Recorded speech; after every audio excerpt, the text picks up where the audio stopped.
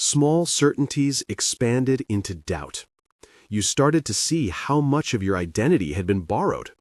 A job title, a role in family dynamics, a model of success taught to you like a map that never considered your terrain. This dismantling is not drama for drama's sake. It is a refinement. Imagine a blacksmith removing pocked metal and hammering it until a blade takes on its edge.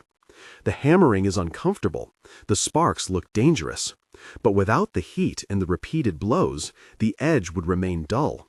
Your restlessness, your detachment, your late-night reckonings are the blows and the heat. They are the necessary process of separating what served from what stiffens. You may have felt lightness at the same time as grief. That is normal.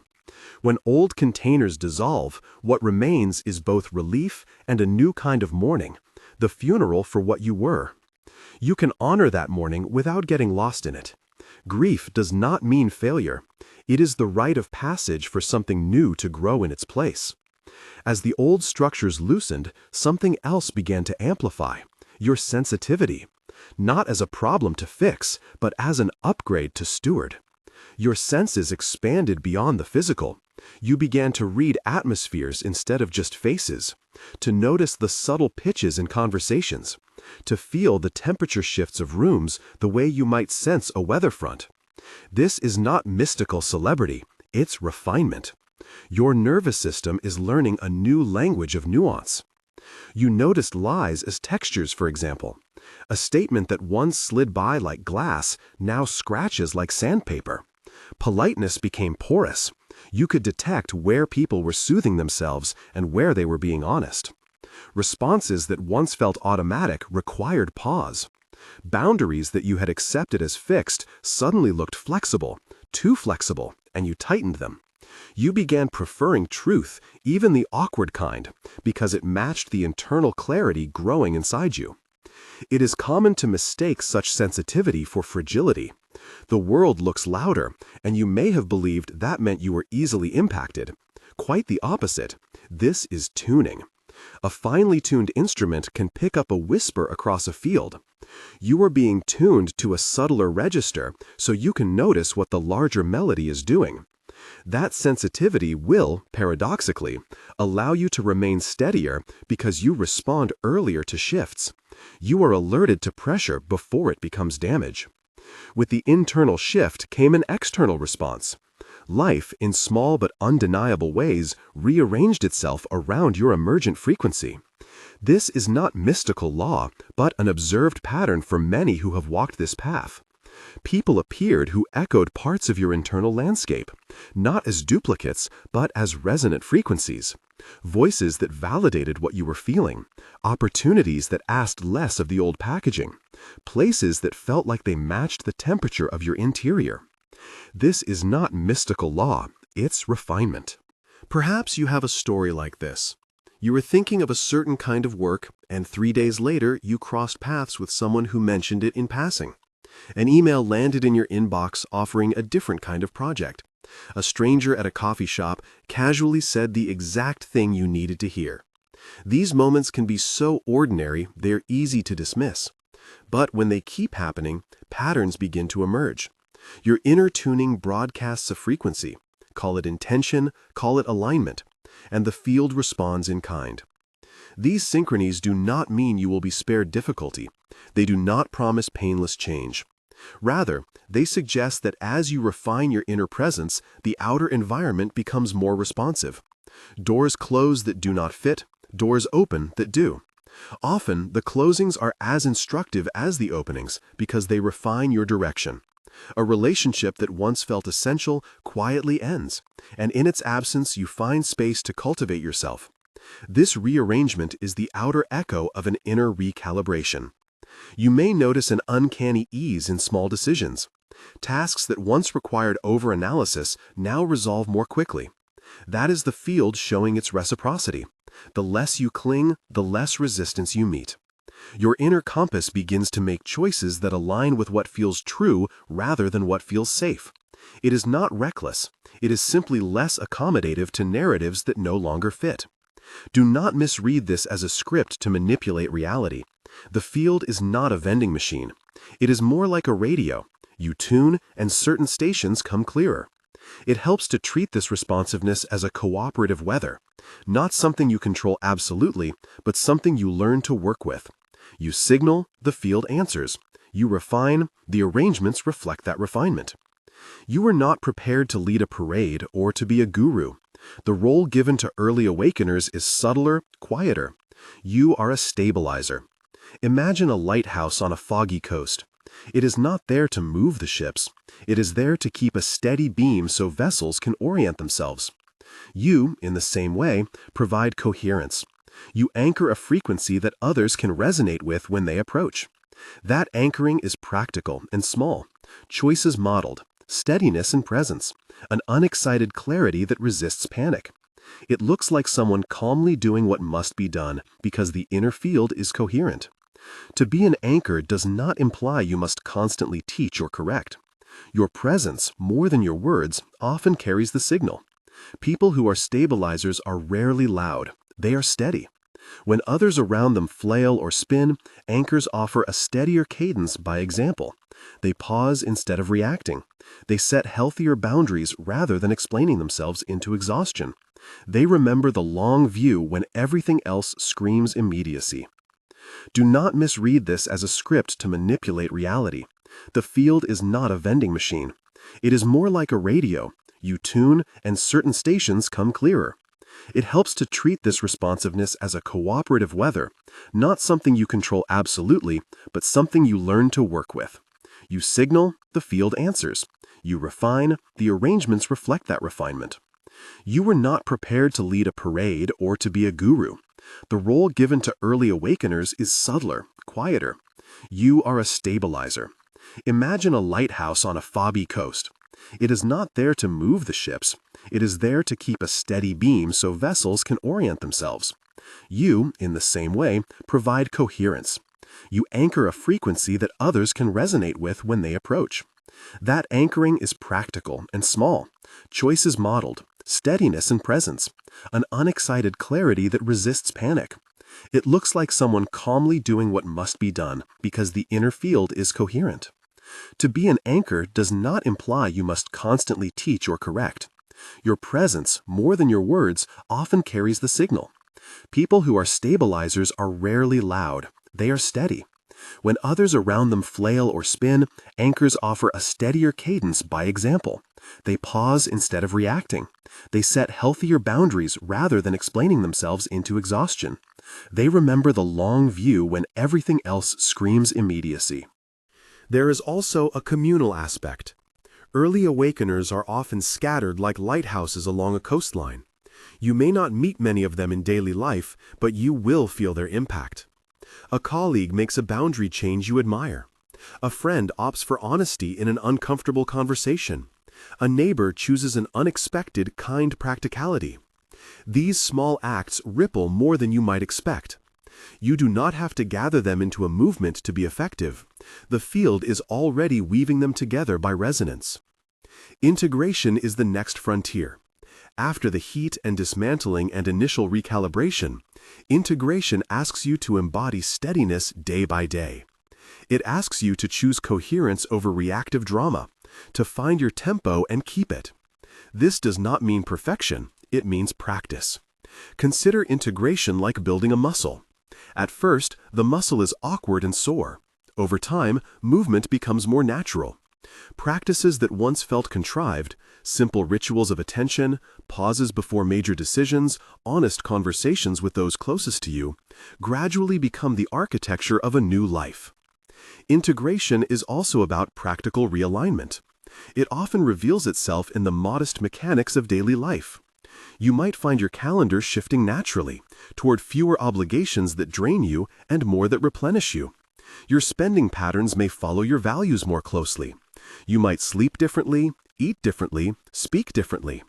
These are not cosmetic changes, they are the structural outcomes of an inner frequency that has been clarified. You will see shifts in relationships. People who are aligned with your new frequency will become steadier mirrors. Those who aren't may fall away or become sources of friction. Treat such departures not as defeat, but as necessary pruning. A garden will not flourish if the soil is crowded with unhealthy plants. Pruning is a compassionate act toward your future abundance.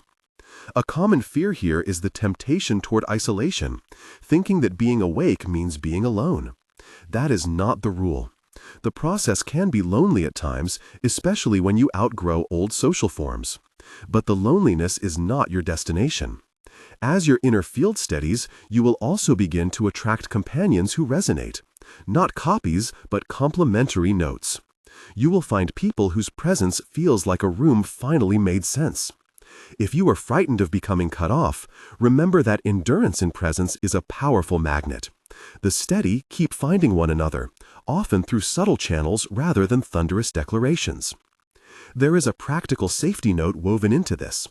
If your sensitivity has tipped into a place of clinical struggle, if anxiety or depression is overwhelming your ability to function, seek professional support.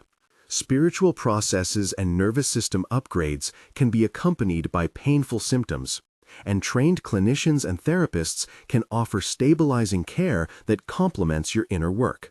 This path does not ask you to go it alone. As your integration deepens, activation naturally follows. Activation is not a call to do more outwardly in a dramatic sense. It's the natural emergence of your steadier presence into visible action. Decisions become more intuitive, opportunities that align feel clearer, and you find yourself moving with less friction. Activation looks different for everyone. For some, it will be taking a steady job that matches their values. For others, it will be creating more space for creative work. For many, it will be the gentle recalibration of how they relate to others. Here is something many people notice. The threshold between inner readiness and outward response is not a cliff, but a doorway.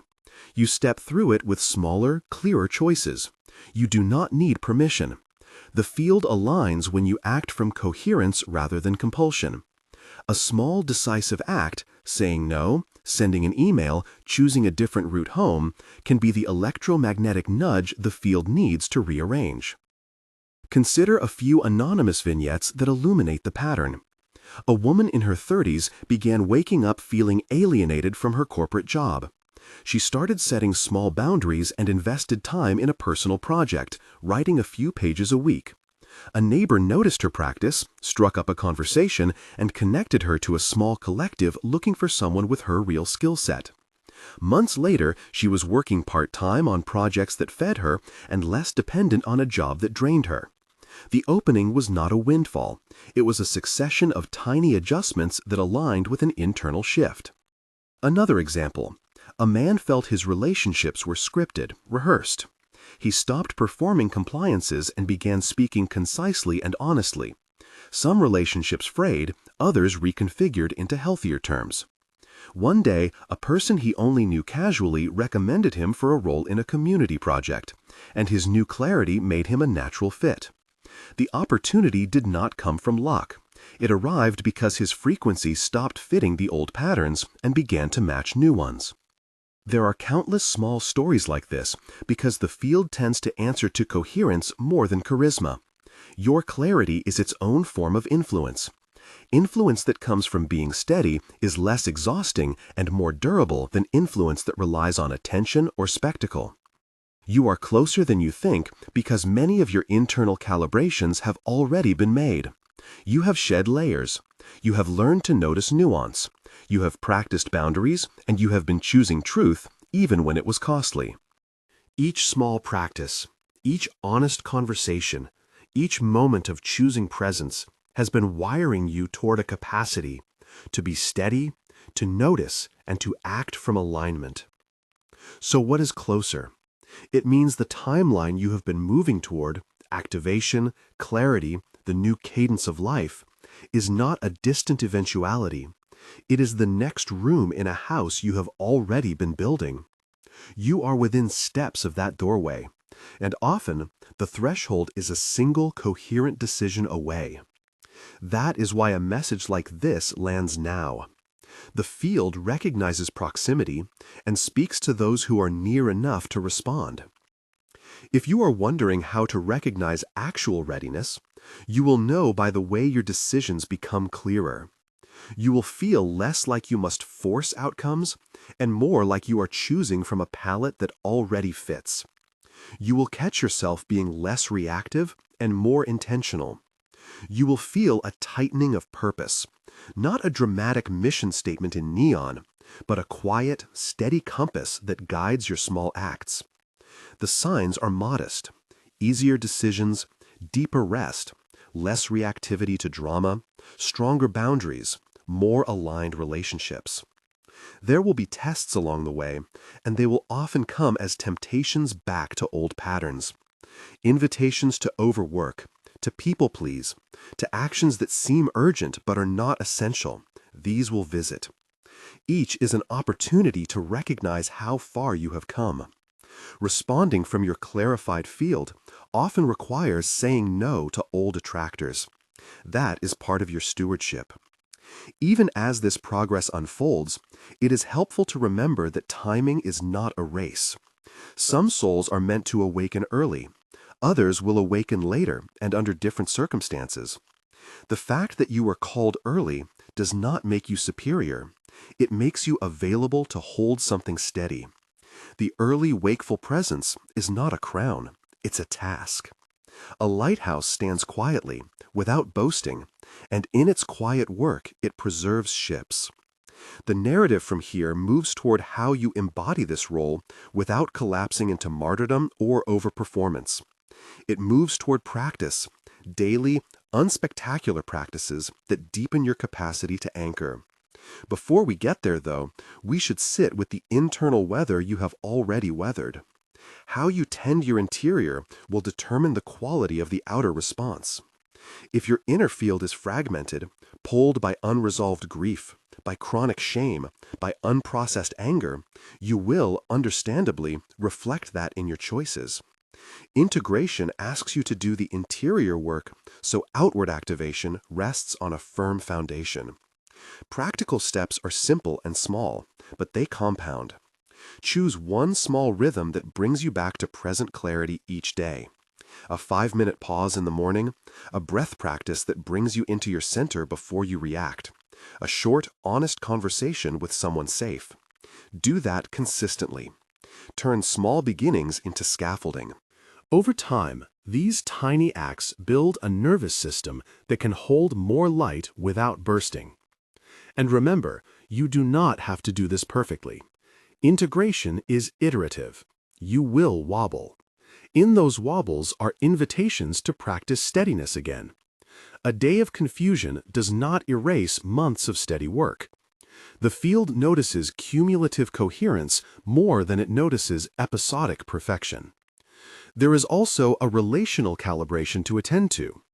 As you shift, you may need to renegotiate terms with those closest to you. That can be difficult because people grow accustomed to a role for your presence. Change can feel like loss to them even if it is liberation for you. Clear, compassionate conversations are the best tool here. You can state your needs without condemning the other. Your integration is not an accusation against anyone else. It is a statement of your truth.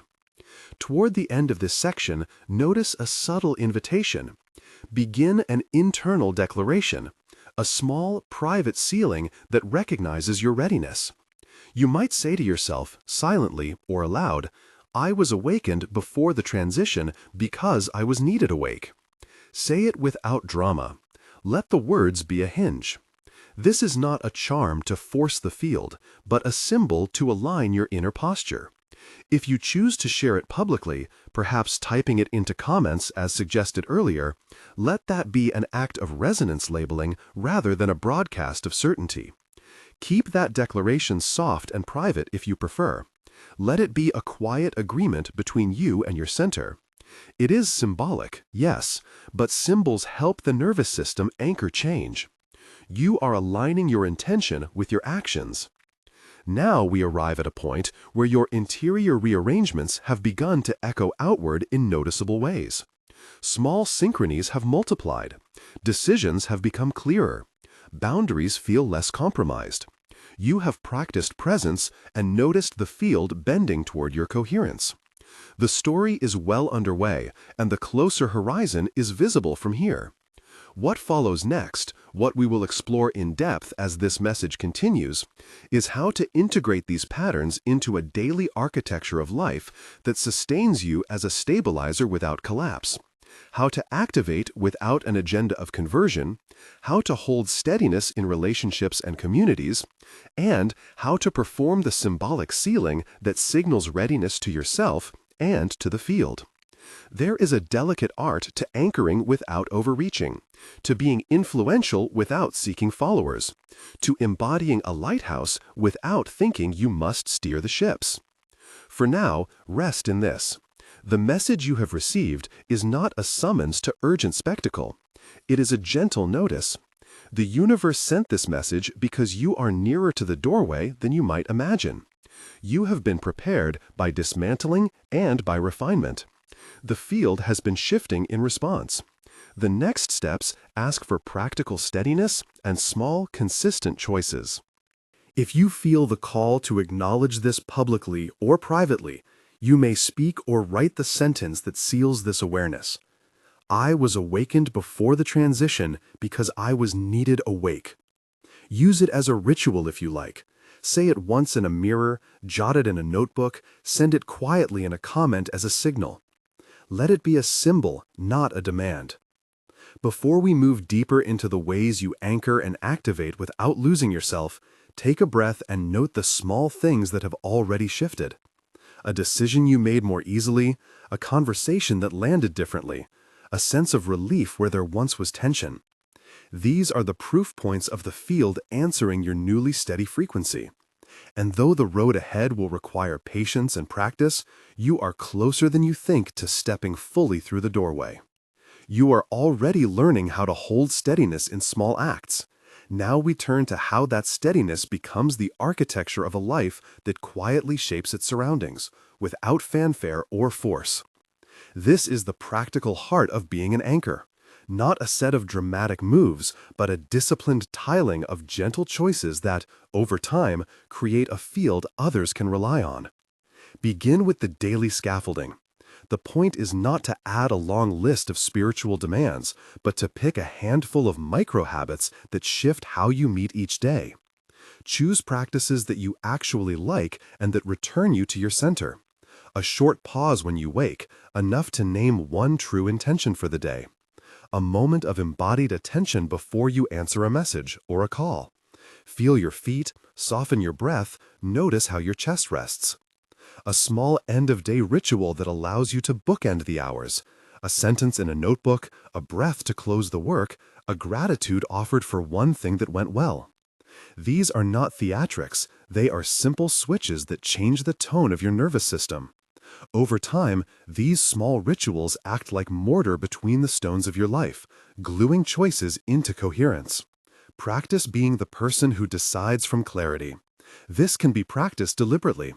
When a decision arises, ask yourself one short question. Does this align with what feels true now, or is it a reaction pulled by fear or habit? Give yourself permission to pause if you need it.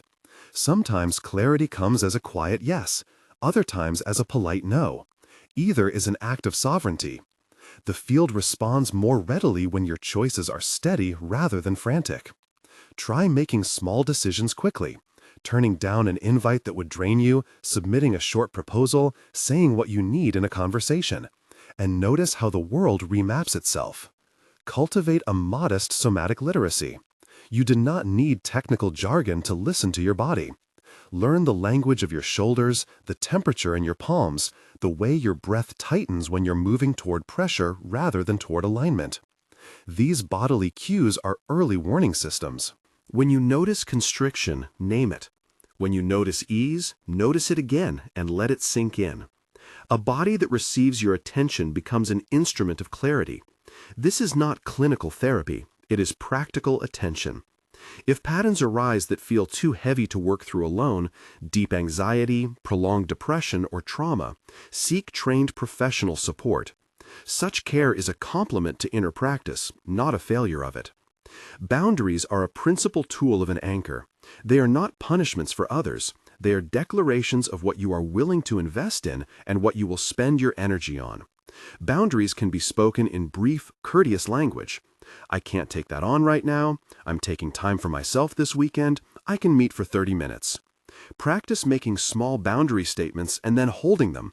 You will learn quickly which relationships flex and which fracture. Both responses carry information.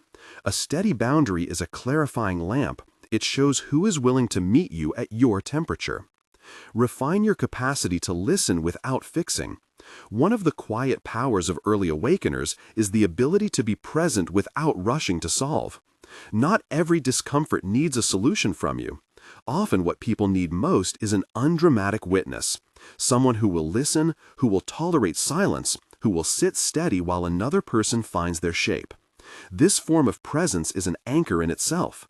When you can hold space without urgency, the field stabilizes.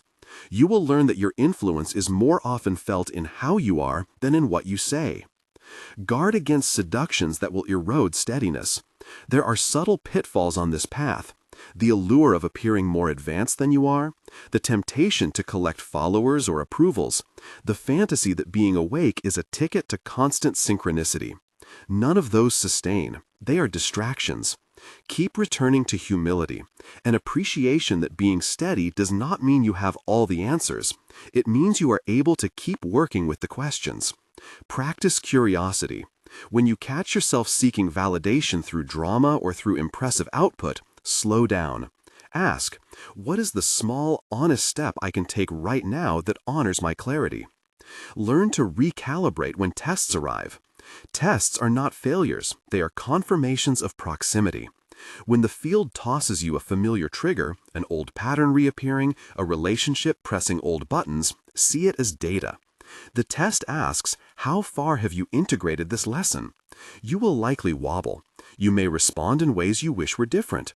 In that wobble, there is again an invitation to return to steadiness, to repair where you can, to apologize if necessary, and to practice the small corrective acts that rebuild trust with yourself and with others. Hold a friendly stance toward unpredictability. Being an anchor does not require being inflexible. On the contrary, the nimblest anchors are those who are steady in center and flexible at the edges. Imagine a sturdy tree that bends in the wind but returns upright when the gust is done. Rigidity is not resilience. Cultivate a structural steadiness that allows for improvisation. This looks like being clear about your non-negotiables while remaining curious about new forms that may serve the collective more honestly. Practice the art of small, visible consistency. Anchors are noticed more for what they quietly repeat than for dramatic grand gestures. Choose one small behavior you can do reliably that demonstrates your clarity. Perhaps always beginning meetings with a truth-seeking question, or consistently responding to messages within a humane boundary, or routinely modeling how to say no with grace. These public acts create a pattern others can read. They show that your steadiness is not a private affectation, but a function that organizes social field. There is also a social calibration that matters. Learn to discern when to act and when to allow the field to realign without your intervention. Not every misalignment requires your correction. Sometimes the healthy move is to hold a steady presence and let the natural consequences do their work. Avoid the urge to rescue situations that are the natural pruning mechanisms of change. Your role is to be a steady example, not the fixer of everyone's disorientation. As activation blooms, your life will begin to show a new tempo. This tempo is quieter and more intentional than the hurried chase of external validation. You will notice that the things that used to take a great deal of energy now ask for less. Creative impulses will arrive with a clearer note. Relationships will fall into rhythms that feel less rehearsed. Work that aligns will demand a steadier, more sustainable energy. Activation often looks like slow accretion rather than a sudden ascension. Little by little, the external arrangements support the inner calibration. Remember that the field is responsive, not obedient. When you take a coherent step, the environment will sometimes rearrange in ways that are obvious and other times in subtle, almost imperceptible ways. Keep a journal of small syncs so that you can track patterns. Note the coincidences that keep recurring. The person who calls at the precise time you needed support? The job posting that appears after you clarify a new offer? The conversation that shifts an entire project into clearer terms? These record-keeping habits are not superstitions. They are data that teach you how to read the field with more skill. There will be moments when the outer world pushes back, when an opportunity you thought aligned reveals hidden compromises, or when a relationship you hoped would shift does not. These are not signs that you are missing your path. They are indicators of refinement. Use them to adjust, not to abandon. The field's answer may be not yet or not this way. Learn the patience of iteration. Small recalibrations over time accumulate into whole life change. A practical way to steward your energy is to map your commitments by resonance. Look at your calendar and your relationships and ask, which of these appointments, responsibilities, or connections hum with the same note as my center? Which pull me to a different frequency? Begin to unbook or downsize those that erode coherence. This is not about dramatic exits. It is about measured reallocation of attention. You will be surprised how often a trimmed calendar becomes fertile soil for what matters. Cultivate companion practices that sustain you physically and mentally. Regular movement in ways you enjoy, walking, gentle stretching, swimming, supports the capacity to remain present. Adequate rest and nourishment are not luxuries. They are the base conditions for being an anchor. Integrate small creative expressions into your week: sketching, writing, building, cooking. Creative acts remind you that life is both practical and imaginative. They reacquaint you with pleasure that is not performance.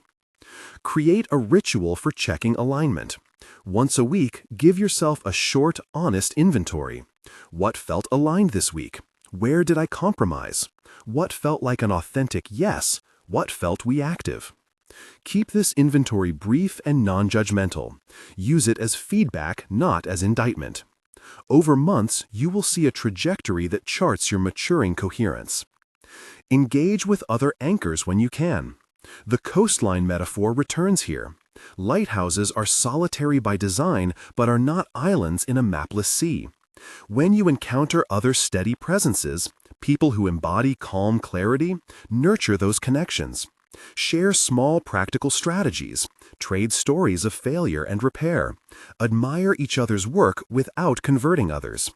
These relationships are not about building a movement. They are about building mutual support. If meeting fellow travelers feels rare in your immediate geography, seek them out in modest ways. A local class that feels humane, an online group defined by integrity rather than spectacle, a trusted friend with whom you can be honest. Beware of two polar mistakes: martyrdom and performative saviorism. Martyrdom looks like quiet overgiving until you collapse. It mistakes sacrifice for virtue. Performative saviorism looks like public demonstrations of your awakening that subtly ask others to follow or need their admiration. Both erode steadiness. Instead, aim for integrity. Do what must be done in your immediate field of responsibility and leave the rest. A lighthouse does not jump into the water to steer each boat. It keeps the beam consistent. There will be moments when the urge to measure your progress against others surfaces. Resist comparison. Different souls awaken and stabilize at different tempos. Your proximity to a doorway does not imply superiority. It implies readiness to do the work in front of you. Focus on your own fidelity to practice. Remember, fidelity, not perfection, is the currency of transformation. When it comes to relationships, practice the art of negotiating change. You may find loved ones resistant to the shifts you make. They will often interpret your trimming as rejection. Meet these reactions with clarity and compassion. State your needs without over-explaining. For example, I'm choosing to step back from weekend obligations so I can rest and show up more fully during the week. I love you and I'm not disappearing, I'm calibrating. Notice how many people respond to clarity rather than ambiguity. If someone cannot meet you where you are, accept that as a form of pruning. It is painful, but it often clears space for more honest companionship. Keep your language responsible. When you speak publicly about your experiences, frame metaphysical statements as personal interpretations, not absolute truths. Use I statements. I noticed that when I moved more gently, certain opportunities aligned. This avoids creating doctrine and keeps your voice as invitation rather than decree. People who resonate will follow. Those who do not will find their own paths. The field respects invitations more than mandates. The symbolic sealing we introduced earlier is both practical and deceptively simple. It is a compact ritual to mark readiness. Not a spell, not a guarantee, but a form of internal bookkeeping. You can choose to perform a private sealing in a way that feels grounded. One way is to find a small object, a stone, a simple ring, a paper slip, that you hold as you make a concise statement of readiness. Speak or think. I was awakened before the transition because I was needed awake. Let the words be sober and steady, not triumphant. Place the object somewhere meaningful or carry it for a week as a tactile reminder. This acts like a cognitive anchor. It binds the intention to a small physical cue that your body can remember. If you prefer a public sealing, keep it modest. A short comment online or a quiet message to a trusted circle can act as a signal. If you do post publicly, clarify that the declaration is symbolic for you and voluntary for others. The field is allergic to pressure. It responds best to voluntary resonance. Practice a brief mental protocol for moments of doubt. When uncertainty swells, run through a 3-step check. Breathe long enough to slow down your reactivity. Name the emotion without story. Choose one small action that aligns with your center. This protocol is not a panacea, but a reliable reset. It trains the system to move from turbulence to coherence through tiny, decisive acts. As you anchor and activate, remember that your early awakening was not about comfort, but about capacity. Some of the work will be difficult. You will be asked to hold discomfort, not as something to eradicate, but as a teacher. Difficult conversations, the unglamorous, slow repair of relationships, and steady attention to the material demands of life will all be part of the job. The good news is that steadiness reduces suffering over time because you meet storms with clearer tools. Continue practicing the humility of not knowing everything. There will be times when new layers of work appear, old hurts you thought were resolved, new patterns requiring renovation. Treat these discoveries as part of the architecture, not as evidence you misread your awakening. Integration is iterative. Each cycle deepens capacity. Notice the subtle ethical dimension of your role. Being an anchor is less about commanding outcomes and more about preserving capacity for others. Act in ways that increase collective coherence. Speak truth where silence would cause harm. Protect the vulnerable in ways that respect autonomy. Choose productivity that preserves human dignity. Your steady presence is a moral signal as much as a practical one. Pay attention to how you narrate your own story. Stories have power. If you constantly tell the tale of being the rare awakened soul in a dim world, you may drift toward isolation. Instead, tell the story of practice. I have made certain choices that help me stay steady. They have led to particular shifts. This keeps your narrative rooted in cultivable action rather than in identity claims. Keep experimenting with small forms of service that match your capacity. Service does not require martyrdom. It might look like mentoring one person, creating a weekly habit of showing up to a neighborhood task, or sharing a small resource when it is clearly needed. The smallest acts offered from coherence often have more sustained impact than grand initiatives offered from a place of frantic goodwill. As your presence stabilizes, the field will sometimes test you with scale. Opportunities may come that invite broader influence. Approach scale with caution and steady criteria. Does this scale serve the common good without compromising your boundaries? Does it ask you to perform or to steward? If a venture tilts towards spectacle, decline. If it asks for sustainable contribution that matches your clarified values, explore it slowly with trusted advisors. There will be moments when synchronicities feel like signs that you are doing something right. Enjoy them without attaching your identity to them. The field will offer confirmations, but it will also offer confusing feedback. Use discernment. Trust your steady inner compass more than external applause. Let synchronicity be a friendly signal, not a definitive judge. As you approach activation in earnest, take care of your time economy. Time is the medium where alignment manifests. Guard it. When you give it away, notice what you get in return. Prioritize tasks and people that reflect your clarified field. Schedule recovery time like any other crucial appointment. If you value long-term clarity, treat rest as an investment rather than a concession. Keep a long horizon in mind. Anchors play a generational game. The small choices you make now will ripple across relationships and systems. You are not tasked with immediate overhaul. You are invited into long-term fidelity. This eliminates urgency that leads to rash decisions. Think in seasons. Hold consistent practices across months and years. Watch what accrues. Return often to gratitude for the ordinariness of this work. It is easy to romanticize awakening, but most of the meaningful change is slow and unglamorous.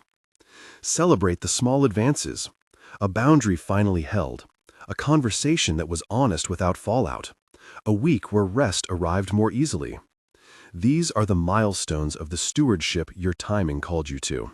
Before we close, take a minute to feel the metaphor of the lighthouse once more. You are not the weather, you are the steady beam. You do not rescue every ship, but you provide a dependable reference point around which other captains can orient. Sometimes the fog will thicken and the beam will recede. Other times visibility clears. Your job is the daily tending. Clean the glass, check the lamp, come back to your center. That consistency matters more than any single heroic act. Now, for a short practice that seals what you have been cultivating. Find a quiet space and place one hand over your heart. Breathe until you feel your breath slow by a count or two. Think of one small action you will take this week that reflects your clarity. A boundary you will state, a message you will send, a moment of rest you will protect. Hold that intention lightly and repeat, silently or aloud, the phrase that has been your hinge. I was awakened before the transition because I was needed awake. Let the words land without performance. Let them set a tone in your chest that you can return to. If you feel moved to share this as a small public signal, you may type the sentence in a comment. Simple, optional, a way of letting others know they are not alone on this threshold. Do so only if it feels like resonance rather than demonstration. If you prefer to keep it private, write it in your notebook or whisper it once in the mirror. The act is symbolic, a private contract between you and the field you steward. Close the day by naming one thing that felt aligned and one place where you will practice steadiness tomorrow. Keep the list brief. This economy of attention preserves your energy and builds the muscle of consistent fidelity. You will not always feel spectacular. You will sometimes feel small, tired, or uncertain. Those moments are part of the terrain you are learning to traverse. They do not cancel out your readiness. They are the weather of a life under patient cultivation. The larger field is shifting, whether you see its edges or not. Your proximity to a doorway is real, not because it means immediate reward, but because your internal preparations have created conditions where the next room is accessible with a few coherent steps. You have already altered your internal wiring. You have already been practicing the small, honest acts of boundary and attention that make an anchor reliable. The universe, by whatever name you hold for that animating pattern, sent this message because you are nearer to the doorway than you may have allowed yourself to believe. Take that notice as a steadying factor, not as a burden.